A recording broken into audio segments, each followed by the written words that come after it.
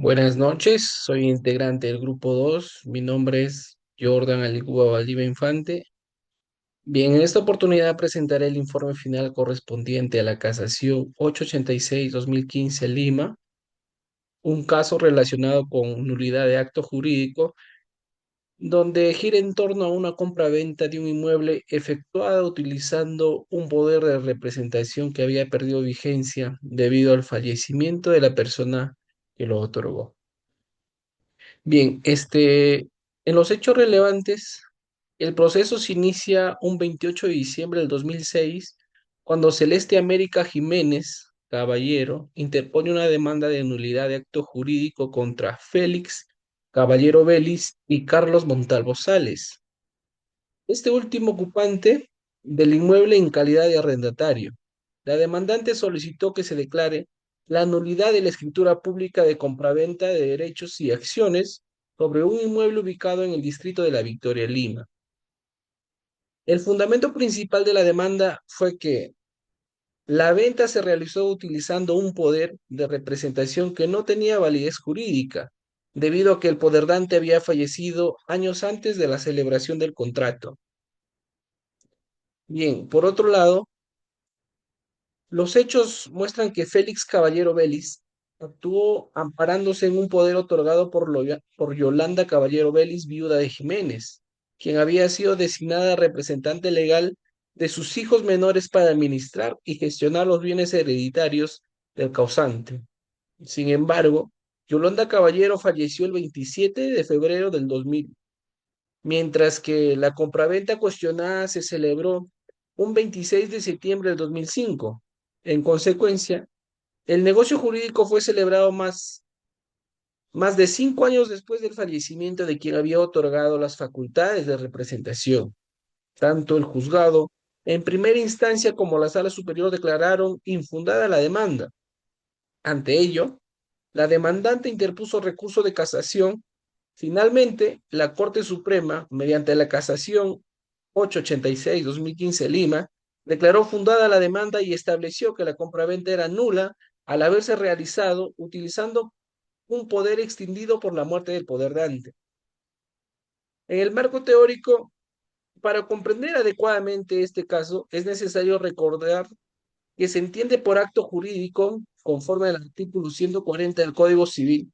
El acto jurídico es la manifestación de la voluntad destinada a crear, regular, modificar o extinguir relaciones jurídicas. Dentro de su estructura encontramos elementos esenciales, naturales y accidentales. Los elementos esenciales son aquellos indispensables para la existencia y la validez del acto, tales como la manifestación de la voluntad, el objeto jurídico y físicamente posible, el fin lícito y la observancia de la forma prescrita por ley cuando corresponde. Los elementos accidentales son la condición, el plazo y el modo o cargo. Por su parte, los elementos naturales son aquellos que la ley incorpora según la naturaleza de cada negocio jurídico. Asimismo, es importante diferenciar entre el acto jurídico y negocio jurídico, aunque en la legislación peruana suelen utilizarse como expresiones equivalentes. Doctrinariamente presentan algunas diferencias. El negocio jurídico, desarrollado principalmente por la doctrina alemana e italiana, otorga un papel más relevante o la autonomía de la voluntad de las partes, mientras que el acto jurídico, los efectos pueden encontrarse más determinados por la propia ley. Cuando se afecta alguno de los elementos esenciales del acto jurídico, se configura una eficacia estructural que puede manifestarse mediante la nulidad o la anulabilidad, reguladas en los artículos 219 y 221 del Código Civil. Distinto es el caso de la ineficacia funcional, que se presenta cuando un acto inicialmente válido deja de producir efectos debido a circunstancias posteriores, como ocurre con la resolución o la rescisión. Bien, otro concepto indispensable para este caso es la representación. Esta consiste en la facultad que tiene una persona para actuar en nombre de otra. La representación puede ser voluntaria cuando nace de un poder otorgado por el representado, o legal cuando deriva directamente de la ley. En el caso analizado, El poder fue otorgado válidamente en un inicio. Si la compra-venta se hubiese realizado antes del fallecimiento del poder dante, o incluso si solo hubiera existido un exceso de las facultades conferidas, podría haberse discutido la aplicación del artículo 161 del Código Civil y la posibilidad de una posterior ratificación. Sin embargo, el problema era mucho más grave, ya que en el momento de la venta el poder dante ya había fallecido y por tanto el poder se encontraba extinguido. Por ello, resulta fundamental recordar que la nulidad constituye una forma de ineficacia, porque no toda ineficacia implica necesariamente la nulidad. Bien, en el problema jurídico, la cuestión central consistió en determinar si la compraventa debía ser considerada simplemente ineficaz por falta o exceso de facultades de representación, o si correspondía declarar su nulidad debido a que el poder había quedado extinguido por la muerte del poderdante. Las instancias inferiores consideraron que el supuesto encajaba dentro de un problema de representación y por tanto de ineficacia. Sin embargo, la Corte Suprema sostuvo que la situación trascendía del simple exceso de facultades, pues el acto se celebró utilizando un poder que jurídicamente ya no existía. Al final, la decisión de la Corte Suprema se declaró la nulidad del acto jurídico contenida en la escritura pública de compraventa celebrada entre Félix Caballero Vélez y Carlos Montalvo Celes, al haberse realizado mediante un poder extinguido por el fallecimiento del poderdante. En el análisis crítico personal, considero que la decisión adoptada por parte de la Corte Suprema fue jurídicamente correcta.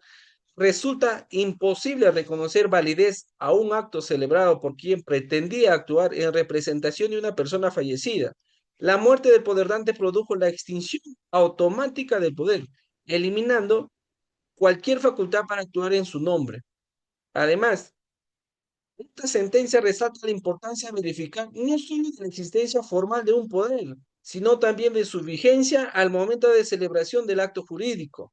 Este aspecto adquiere especial relevancia de las transferencias inmobiliarias, donde se encuentran comprometidos importantes derechos primordiales. Asimismo, la decisión fortalece la seguridad jurídica y protege la confianza legítima en el tráfico inmobiliario. Permite que se realicen transferencias utilizando poderes extendidos, generaría una grave afectación a la estabilidad de las relaciones jurídicas y al derecho de la propiedad. Desde otra perspectiva, también podría analizarse la existencia de indicios de mala fe. Uno de los demandados ocupaba el inmueble y tenía una relación cercana con los hechos, por lo que razonablemente pudo conocer el fallecimiento de la poderdante. Sin embargo, la mala fe suele ser difícil de acreditar en un proceso judicial. Por ello, si me correspondería asumir la defensa de la demandante, concentraría la argumentación principal de la nulidad por ausencia de una manifestación válida de voluntad, ya que se trata de un elemento esencial del acto jurídico cuya falta genera una eficacia estructural. En esta línea, según el doctor Aníbal Torres Vázquez, sostiene que el acto jurídico debe analizarse no solo desde la perspectiva de la declaración de voluntad, sino también desde la conformidad con el ordenamiento jurídico y los principios de buena fe. Cuando estos principios son vulnerados, la eficacia y validez del acto pueden verse seriamente comprometidos.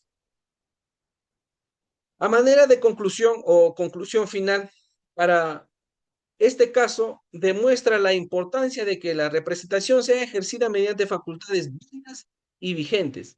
El fallecimiento del poderdante extingue el poder y en consecuencia impide la representación continúe celebrando actos a su nombre. Por ello, la Corte Suprema actuó correctamente al declarar la nulidad de la compraventa cuestionada. La principal enseñanza de esta casación es que todo acto jurídico requiere una manifestación de la voluntad válida.